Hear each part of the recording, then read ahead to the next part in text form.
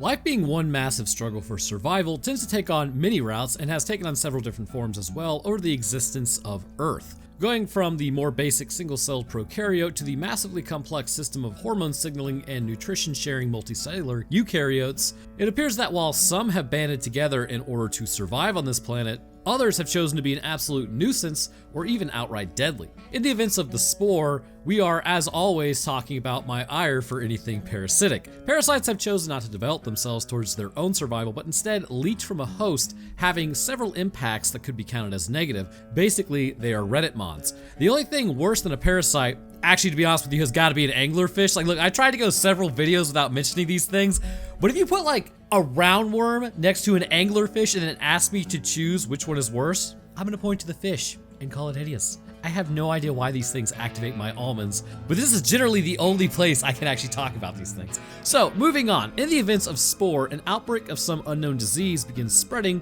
from the Arctic Circle first, possibly indicating the permafrost is melting, but given how the infection progresses, this seems to suggest that it's just more than what we originally thought it might be. So today, let's discuss what the Spore is, what is it doing to people's genetics, and why this may be an extinction level event based on something that used to exist. But as always, I want to thank you guys for watching. Roanoke Tales is posting again, so you should go check that out. Roanoke Games has been going strong since the drop. That's a lie. Maybe not going strong since the drop. It's going strong now. I'm currently playing Sons of the Forest. Thank you guys for all your support on this channel as well. Without you, I'm completely boned. Also, check out my Discord, where we watch movies that end up here, and my merch over at www.roanokemerch.com. Should be dropping more stuff soon. I have to wait for my artist to get back from her honeymoon. So we kick off our story with a definition of a spore. A small single-celled reproductive body that is highly resistant to desiccation and is capable of growing into a new organism. Now, are we talking a mold spore? A bacterial endospore? The 2008 God game where you create wretched abominations whose faces look like they were ran through a meat grinder and their legs always face backwards spore?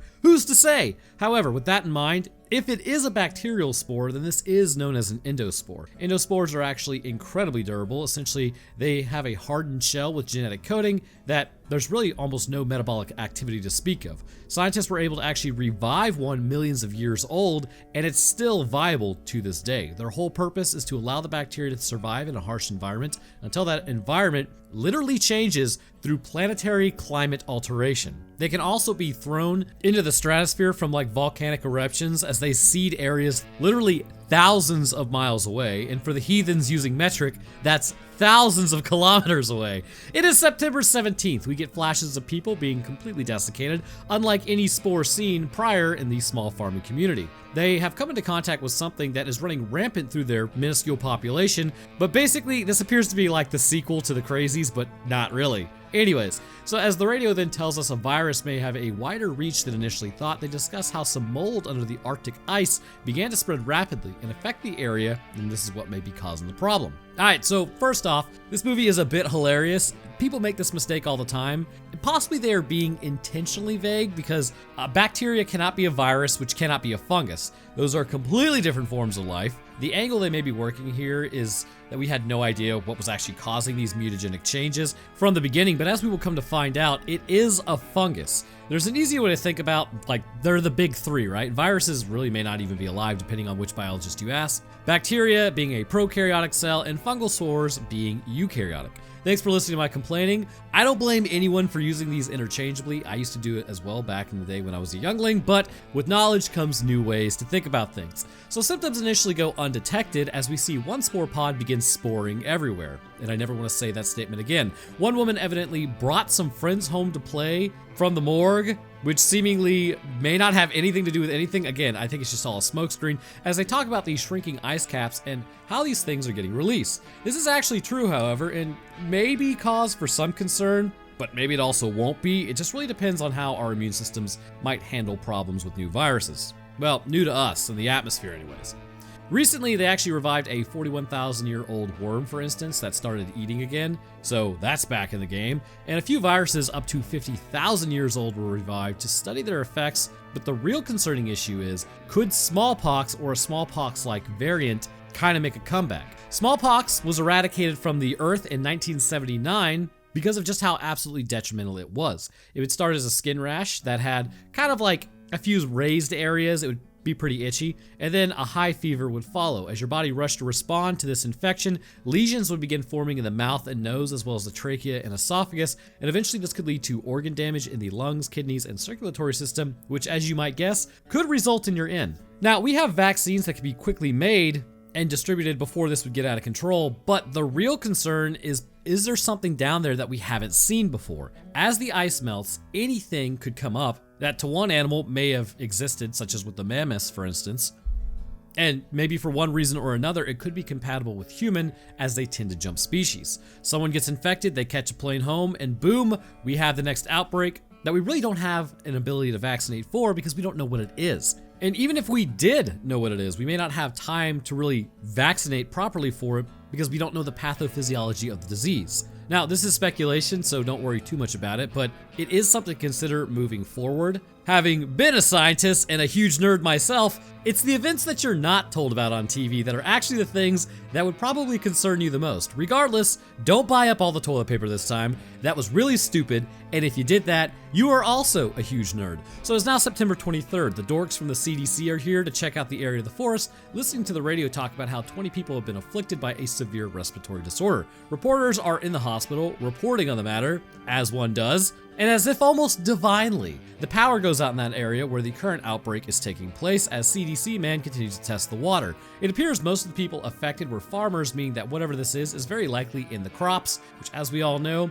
typically mold loves to infect crops. As the CDC finds the fungal growths on an arm of the woods, it's clear that this is eukaryotic and potentially not viral, in all probability. Now, it's possible the mutagenic growths could be inspired by a retrovirus implanting certain genes into the cell to inspire these growths, but the likelihood of all the other factors falling into place is very difficult to kind of rationalize. However, we will talk about all that soon, depending on what these growths are. So as the radio keeps going, more are experiencing the outbreak of whatever this is, as CDC then texts his boss saying that the fungus is here. So humanity is relatively aware of this stuff, but it's interesting how it was not contained at a higher level. Then again, it's kind of hard to stop spores. They tend to get blasted upwards and then just drift with the wind. So approaching a campsite, he then finds someone there is absolutely desiccated, while the journalists on the radio had to barricade themselves into a room in the hospital as people are beginning to turn violent. Taking a sample from the person camping, the radio continues talking about how patches of rot are quickly spreading across the surface of the infected people's body. They've also completely lost control of their bodies, involuntarily attacking others,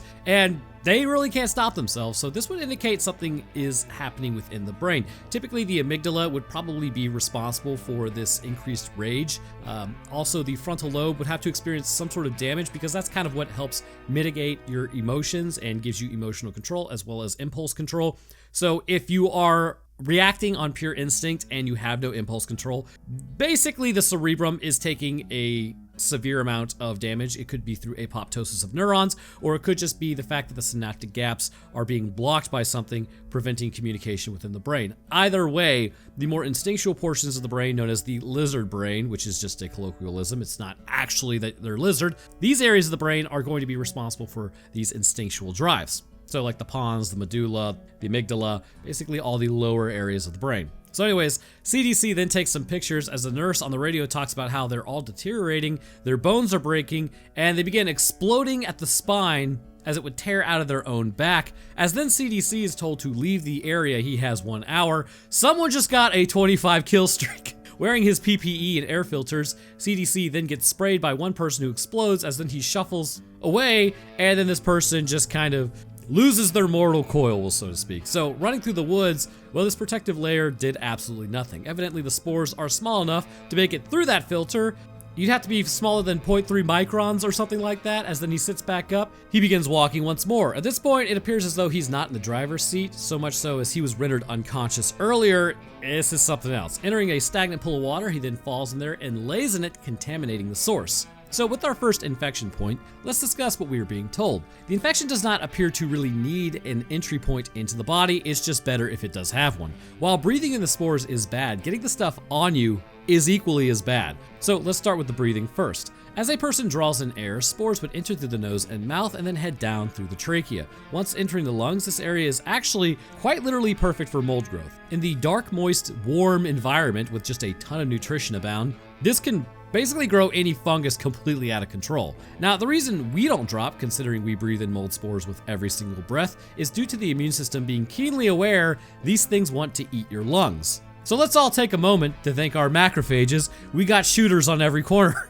Alveolar macrophages typically will work to clear debris, dead cells, and anything that is inhaled that is not supposed to be there. Upon finding bacteria, mold, or viruses, they will begin engulfing and breaking them down. And this action is constantly happening within your lungs. However, it is not foolproof. Some infections can still take hold by entering the cells of your lungs, and if you're immunocompromised, the mold and fungal growth can actually take hold, but the reality is, based on what we see with the skin, I just do not believe the immune system can even get a handle on it even if you're not immunocompromised concerning this infection, and this is likely due to how rapidly the growth happens, but also what may be happening concerning a second thing going on. Because I don't believe this is just a fungus. It appears something else is going on with this infection, and a fungus may have just been another victim that is also just spreading its influence. So once entering the lungs, the macrophages are quickly overwhelmed as the tissue is corrupted. We see the same event take place if the skin is also pierced or exposed. This looks like a comorbidity. I will explain that later. Basically, you are infected with two things.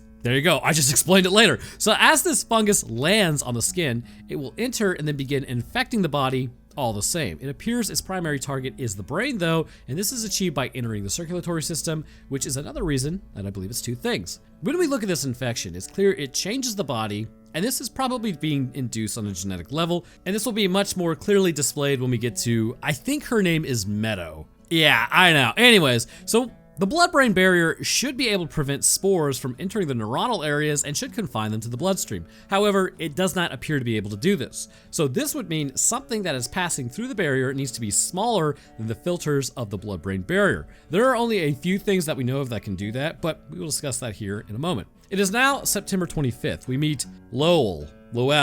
I'm sorry, but if your name is Lowell, anyway, I'm not gonna go down that path. So this guy, as we will come to find out, is a huge nerd with zero survival skills or even a sense of self-preservation. Something must be wrong with his amygdala.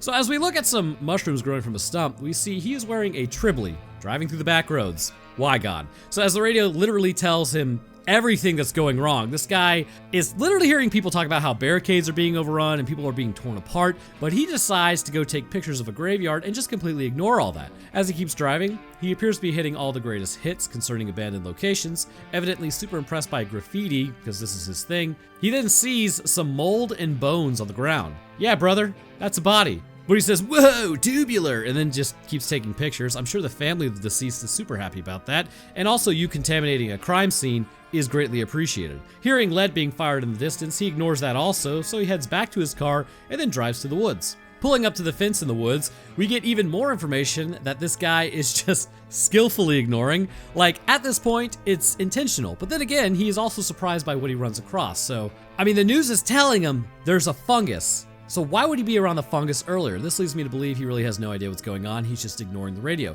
So as the report continues, it made mention they have not been able to stop the organism's meiosis, which I'm fairly certain they meant mitosis. Meiosis is what happens when these spores are being created. Like, meiosis would be utilized to create the sex cells and gametes as they're known, which would track with spores being released. But then they say the cells are dividing within the body that they are trying to stop, and this is not meiosis. Like, basically with cells, depending on the type of cell, if it's a eukaryotic cell, this is going to be textbook mitosis of somatic cells, at least in multicellular organisms, or bacterial division, this is known as binary fission. Of course, we are dealing with a fungus, so again, this is eukaryotic division. This whole thing is intentionally vague and odd. Anyhow, it appears the organism attacks the brain cells first, as May mentioned, and then will head to the bone marrow, where it will continue to divide and then destroy the stem cells, producing your red blood cells. This would result in a slow suffocation, as the red blood cells you have are the only ones still relaying oxygen, and they have a lifespan of about 120 days or so, but basically anybody who's coughing up blood, it's really dark in coloring, so they are definitely hypoxic.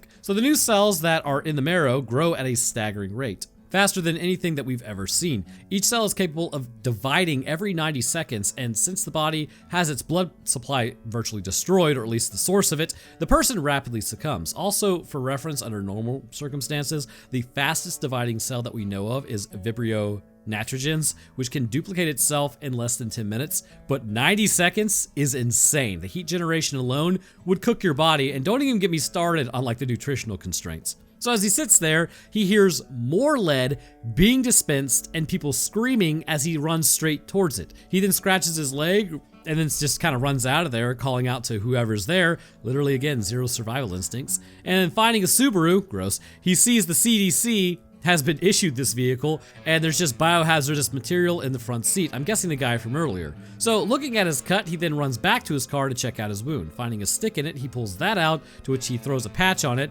Good enough, I suppose. You don't want to clean that at all. More radio reports then come in about skeletons moving and how arms would try to crawl away on their own. Ignoring all of that information once more, he then heads out to the cabin in the woods, and finally, I have tracked down his vehicle. It has been bugging me from the drop. I haven't seen too many of these, but this is an International Scout 2, considered to be a fairly reliable vehicle. I believe this specific year is 1974 due to the more square mirrors as opposed to the rounded ones, and the grille is split completely down the middle with one bar. These things are actually pretty sweet, and either came with a 196 cubic inch 4-cylinder engine, which ran all the way up to a 345 V8, which would give you around like 197 horsepower at about 13 miles per gallon. Honestly, not a bad truck, but much like the Bronco, Blazer, and Jimmy, these two eventually would just kind of be done away with. Of course, now we have 4Runners to fill the void, but honestly, this is a pretty nice truck back in the day. Anyhow, so getting out of the Scout, he then checks out the cabin, and I don't think this is his because he's surprised it's open. So he's just basically squatting. Great way to catch some lead there, brother. The radio then continues talking about how this outbreak is almost alien, as then he makes a fire and sits there for the night. Checking the card, he then burns it, which I guess is just one of those letters that it meant something at the time but doesn't mean anything anymore. Those are an absolute classic, good character building moment. Checking out his wounds, he then hears growling in the distance. Not paying that any attention. This man is like, he's been given so many chances to leave this area, and then hearing more growls at night, he's finally worried. Checking the window, he then looks outside and then continues hearing these noises. Now typically, when you hold a lantern, you want to put it over your head so that you can look forward using that light. If you put it in front of your eyes, that's going to constrict your pupils, making it hard to see at night. So he finds CDC man just sort of vibing on the ground. Pulling back his PPE, well, this guy is pretty much gone and goopy. Like, why would you touch that with your hand? Like, humanity was endowed with knowledge and curiosity by the good Lord, who gave us the foreknowledge to poke things with a stick. And by God, I'm gonna poke something with a stick. Looking over, he also spots the head just sort of crawling away. Okay then, perfect time to go back inside. The creature then sprays him, as then he's like, okay, now I'll run back inside. So as we begin seeing the effects of this infection, we can start to understand what its purpose for attacking the bones and brain actually is. By dividing the bones, this gives it a powerful foothold in the body. When the brain is destroyed, the person apparently flatlines out, and once a certain amount of time has passed, the body will get back up as denoted by CDC being infected. This means the infection is looking for biomass, not survivability. When the human body is invaded, post-mortem pieces will then begin detaching. It seems that to a degree, the muscle will still be able to move, but for a limited time frame because eventually, metabolically, it'll run out of energy. This is actually seen when you put salt on fish muscle. It will contract, but not in an organized fashion. And even then, it's only for a few minutes because the fish is, dead. It's possible this infection uses what's left of the muscle's ability to contract to get spores as far away from the infected form as possible. And this trait is actually seen in many other fungal populations that will fire spores away from the central organism, except in this case, it's using it to crawl away. But then the question becomes, what is this fungus and what was it like co-infected with? Man, you're asking a lot of good questions. Thanks for watching today. Sitting down, wiping his face, he leaves the door open. Close the door, as then he pulls a knife. Like, brother, what are you doing? His wound is then hurt, as clearly it's necrosing, and then getting up to shut the door, finally he locks it as he begins having respiratory issues. Checking the bag, he realizes his phone is in the truck. So heading outside, he grabs it, and then decides to stand there for some reason, as then he gets grabbed. Again, the necrotizing fasciitis is spreading rather fast. They do think it's some sort of flesh-eating disease, but really I think it's just kind of, it is flesh-eating technically because it is breaking down through nutrition, but whatever. So running in, he doesn't lock the door, which this dude, again, what? So as he hears noises up top, you know these creatures make noise. You know what's up there. Why would you go check? As he does though, he gets sprayed in the face, infecting him, which is 100% what he deserves. The next morning, he then wakes back up with a dead leg and a dead arm and half a face. Heading to the Scout 2, his brain appears to be having some problems as he starts bleeding out of his mouth. Somehow driving and not wrecking, he then goes to exit out of the area. It is now September 24th. Again, I think it's the same day. Anyways, we're in a meadow, or this woman's name is a meadow. She's hiking, so I'm gonna assume her name is Meadow. Anyway, so as this woman named Meadow walks along on a hiking trip, she begins hearing the vehicle approach. I'm guessing also she is blind because our boy Lowell here kind of just picks her up and continues listening to the radio. She does not see any of his injuries. Anyhow, all the police are also ordered to return back to police headquarters in Raccoon City, as Lowell then stops the scout as he attacks the woman. She takes off running. This dude really seems to be moving slowly, so you figure that she could lose him, but she just decides to hide because she got hit in the face, and then he comes lumbering through before falling back down, and it shows that he caught back up to her. She then heads out to another meadow as he leans against a tree and then starts growling and wheezing as then he flatlines out. So Lowell was the perfect example for understanding the progression of this disease. As the skin is exposed directly to the spores, it does not need to really be broken for the infection to get a foothold. The skin will be destroyed and necrotized as seen in others, which would mean either this is a circulatory system issue that is struggling to deliver oxygen to the skin, which would make sense, or the skin is being broken down on a cell-by-cell basis for nutrition. It seems to me it's likely both, since red blood cells, again, are destroyed at an alarming rate, preventing oxygen from being delivered, along with the skin just in general being used for nutrition for literally cells that are dividing every 90 seconds. We also see this infection somewhat in real life, and it can be life-threatening, known as sporotrichosis. This infection will enter the skin that potentially has a wound where a small painless bump that looks like an insect bite will spring up. From here, it will change from pink to red and then to purple as it forms an open sore that can continue to spread. Infection can actually head to the lymph nodes, and if you're immunocompromised, this can be pretty much the end if you do not seek help immediately. Based on this, we can start to see what is afflicting the people is actually something that exists in real life. It's just sort of on steroids. Moving ahead, now is the time of Wendy and Franklin, where we see this is a co-infection through and through. There's no shot of it just being a fungus issue past this point. Hiker extraordinaire, whose again name is Meadow for some reason, kept going and ultimately finds Franklin looking a little worse for wear. Having been deep fried extra crispy outside,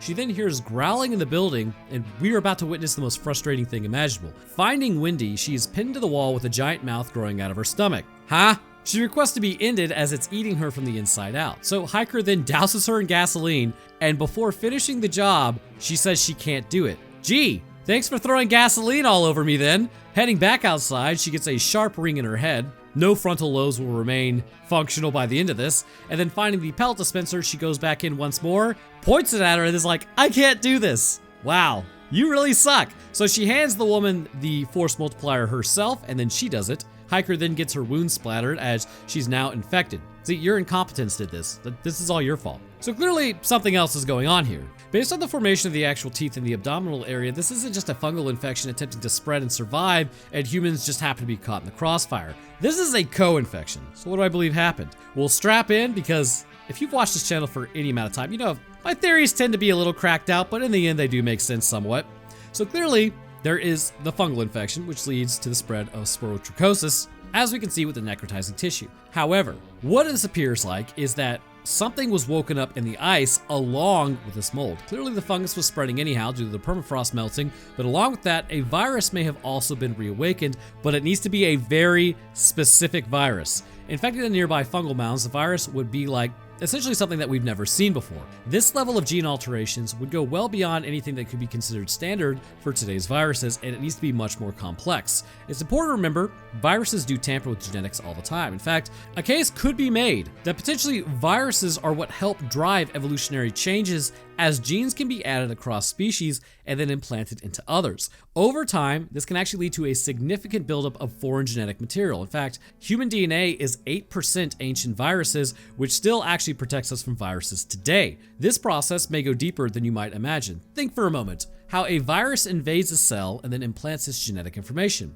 You know what else does that? A sperm and an egg, both being eukaryotic cells. We do not see this in really other cells, except for like reproductive cells. We have seen it in some bacteria, but when it comes to like eukaryotic cells, it's pretty much just the reproductive cells. There is a theory that viruses may have pushed a sex cell into behaviors that it has by implanting its own genetic coding, altering the behavior of the sperm. If this line of thought is to be believed, then this could indicate that viruses have a much greater impact on genes over time, which could influence the actual behavior of a cell. Now, with this specific infection, once the virus invaded the fungal cells, it would then begin changing their DNA as well. To what end, it is unknown, but the virus may have just been trying to survive. Once the spores were released containing this virus, humans would then breathe it in and get it on their skin, and this would actually induce a secondary infection that we will see that allows it to bypass the blood-brain barrier. It seems that mitotic events driving spore production were also kicked up into hyperdrive by this viral infection. So I believe this to be a virus wearing a fungus as a type of carrier because of the genetic tampering that we see, the formation of teeth, the creatures that appear later on, and the disruption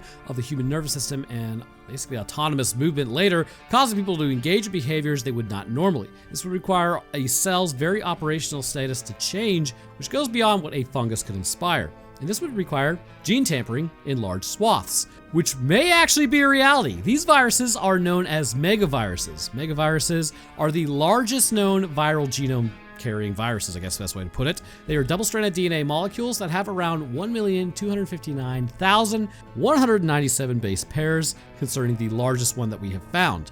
For reference, today's viruses just eat hot chip and lie. One of the smaller viruses are only around 3,000 base pairs. While humans have roughly about 3 billion base pairs, you can kind of see why a megavirus having almost 420 times the genetic coding and 16 times the detail, there are bound to be some genes in there that can fully be transferred to completely alter the appearance and function of the human body. In the case of fungal cells, it could completely take them over, considering fungal cells could have like a few million base pairs to just several hundred base pairs. If this ancient mold had, let's say, 1.25 million base pairs, adding in the viral DNA would double that information and could completely change it irrevocably. And what's more interesting is, we are pulling megaviruses up right now from the permafrost. Why exactly?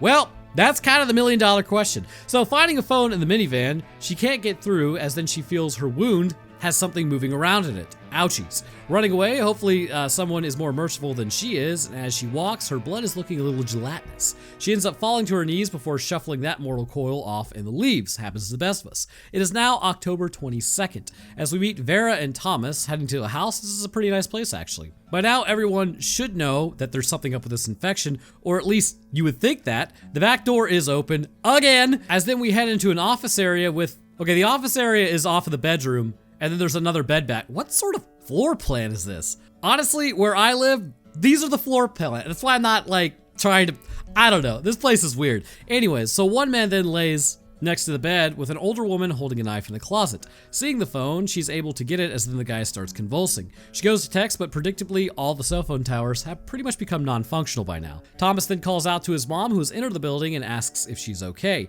He takes forever to answer, as then he sees the guy named Ben has been taken out. Thomas then says he went to his brother's house and work and didn't see anyone. He says they need to get out of there, but she is hesitant in case, they come looking for him. Okay, so then just leave a note in a very obvious location that tells them you went somewhere else in case they show up. That should pretty much problem solve them then, aye? So Ben starts convulsing on the ground again as they elect to leave. Heading to the garage, Thomas opens up the door but stops for some reason as he says they're going to head to Columbus as it's safe, but it's a 5-hour drive. Seeing someone run past the garage door, the mom goes to get out. Like, why are you doing it? Just drive out of there. Instead, he says, no, wait, I'll go check it out. My man, back the car up and look from the safety of the vehicle. Instead, he pulls a knife, because that's gonna do a lot, and then he walks out. He comes back to the car with goopy hands and then starts cleaning them off. Thomas is an idiot, and he says it wasn't Avery. Yeah, no kidding, just stay in the car. So they begin their drive out of there after an encounter that totally did not need to happen in the first place. All the cities look abandoned, and then they find Avery's car at Thomas's work, which I'm assuming Avery is his brother. They get out and look at it again, why?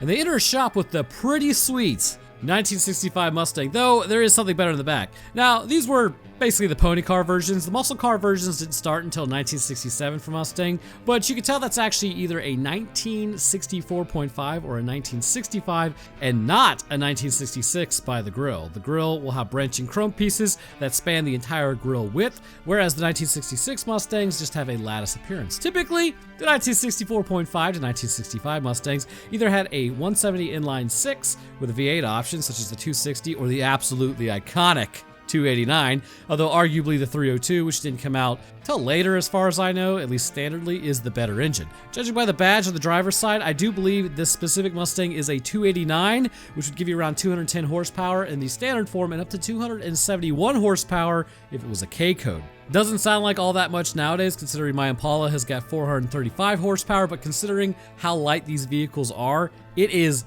plenty. I have no idea why I sold my 1966 Mustang after I rebuilt it myself. Truly, one of the choices of this timeline. So continuing their search, they enter the mannequin room, and for some reason, they just have this here. Also, there are several cars here. Thomas and I could have been friends. My God, is that a 1967 Mach 1? Let me tell you something. This is the holy grail for me. I love how they look, and the body lines, chef's kiss. And this is when Mustangs actually became like real muscle cars. They sell upwards of 60,000 at this point with some, like the GT 500, Shelby, which is 1967 obviously. If they're maintained, those things can go for $500,000. It is absolutely wild. If I ever get my hands on one of these bad boys, it's over for everyone. On the upper end, you can have the 351 Cleveland with 255 horsepower and 355 pound-foot of torque, all the way up to the 428, which produces 335 horsepower, 440 pound-foot of torque. All in all, vehicle's about 3,000 pounds. These things would be absolutely screaming down the road one day. But until then, back to these two walking around the shop. So checking a box, it appears as this is Thomas's shop, and Avery came looking for him. As they are followed, they hear something in the distance. Loading up the car, they head back inside to grab more supplies before they realize that there's somebody else in there with them. Thomas then hands his mom a machete as he grabs one for himself. Checking out the shop, he sees something behind the car as a youngling that emerges. With their faces breaking open, they're clearly infected. Running behind a gate, they then head back outside to the car. On the radio, Dr. Madigan is talking about how they are trapped and how he ordered the emergency ward to be set on fire, while then they see a nun taking out the infected. Literally, lock and load, Brides of Christ. It's a pretty badass nun. The cops then appear to have the situation under control, at least reported by the radio, but that's highly unlikely. As they keep driving, he says a ton of misinformation is being spread, but they don't know who it's being spread by. Someone then sits up in the back seat as Thomas gets totally got. It is now October 23rd, and it's time for Serena and Israel to make the hard choices. The radio keeps reporting highways are being blocked off and the police are overwhelmed. Apparently, what they said earlier was complete nonsense. People are beginning to off themselves in the chaos, and a national emergency alert goes off as one woman listens when a guy then runs in. And this is hilarious because this guy just randomly broke in. He just walked through an unlocked door. And this is evidently supposed to be her safe haven. So wouldn't you want to make sure to secure your safe haven? Simply locking the door could have probably helped towards this goal. She then tells him to leave, having no countermeasure, as he asks if she knows what's going on out there. He says they are on their own now, and then he starts coughing.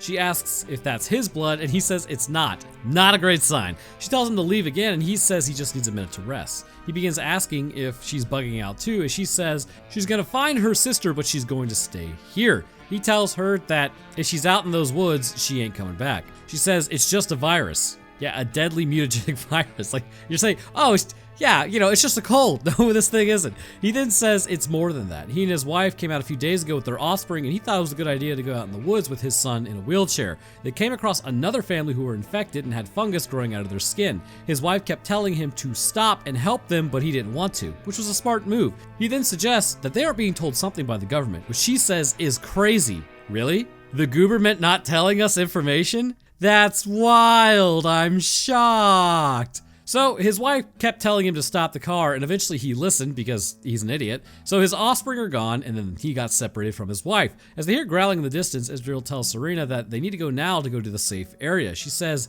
they are safe there. Like, bro, why are you trying so hard? Like, you're like, okay, never mind, I was trying to help you, but I'm gonna move on with my life. Hearing crying outside the garage door, he then calls out as he hears his offspring call out to him, or at least somebody that he knows. She says if he leaves, she's not letting him back in. Don't worry, she won't lock the door. Oh, wait a minute. This time she actually does lock the door. As the doorknob begins rattling, Israel calls out to her, completely shocked by the results of this. Bro, she literally told you she was not going to let you back in. Like, why is this shocking to you? But eventually she relents and opens the door, heading outside to find them. So now Lily makes the scene. Bringing her in, the situation is completely foobarred. Her back is hurting her as she lays down. There is a slab of spinal erector muscle on her back. I have no idea what that is.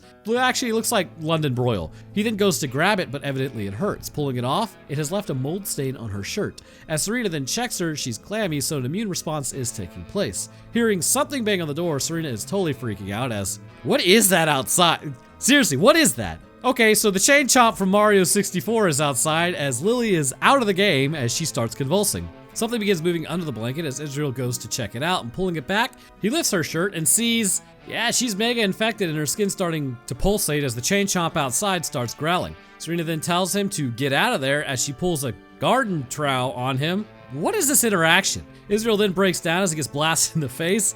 Welcome to Infection Town, bro. Population U. So as he looks at Lily, she keeps geysering, with Lily's spine and skull then exiting out of her body as Serena runs outside seeing the chain chomp before taking off. It is now October 24th as she has jacked a Humvee. Seeing someone walk, she then stops to pick him up. Y'all would think by now that you would know it's horrible for your survival, but hey, I'm not the one in this situation. It's the mom from earlier, as evidently she knows Serena. Wow, small town. I guess this is just like all happening in the same town. The mom then tells her that she's fine and not infected, so they take off with the window now closed for some reason, continuity error, as they get chased by a drone. On the radio, it comes out that when people get attacked, they then form some sort of creature. This isn't just an infection, it's a war, and something is actively attacking the human race. And thus concludes Spore. Personally, I don't really believe it to be an alien interference issue, but a result of climate shifting causing ice to melt, and it would appear to be a megavirus of some sort that has infected the eukaryotic cells of a fungus, altering it, and then spreading out the spores. Of course, we always gotta leave room for it could be aliens. Like, I'm not saying it's aliens,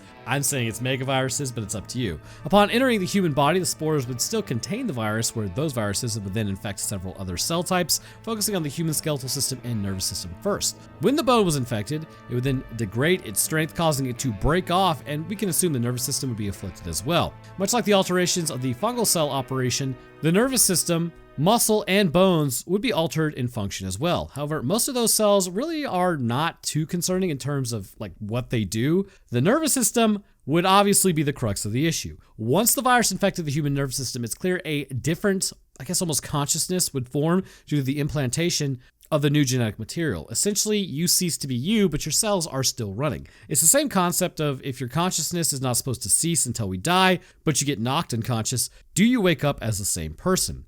So these cells have their original firing patterns destroyed and possibly even altered functionality, meaning consciousness that made you is forever destroyed and a new conscious pattern is established. The question is this because of the virus, or is it just because of the neurons continuing to function? Really, it could be a combination of this, but the virus doesn't appear to be sapient or even sentient. It is just trying to survive, and at least it doesn't contain it like humanity does, so I would say it's probably a 90-10 split in favor of the neurons are just refiring, just in an altered capacity, and obviously these weird little creature things are being created from the bodies of already living people. All in all, it appears to be a megavirus that co-opted the functioning of a virus that then invaded human cells, implanted its DNA, which severely altered their functioning, and as this process took place, it would then lead to necrotizing fasciitis, and the death of the person, so to speak, but some of their body will survive being virus infected and then forever changed to, in some capacity, create the chain chomp. But anyhow, what thank you guys for watching. If you enjoyed, then leave a like, it'd be great of you, and subscribe is a great way to stay up to date on when I post. I'll drop my Twitter, Discord, Patreon, Row No Tales, and games links in the description. But speaking of patrons,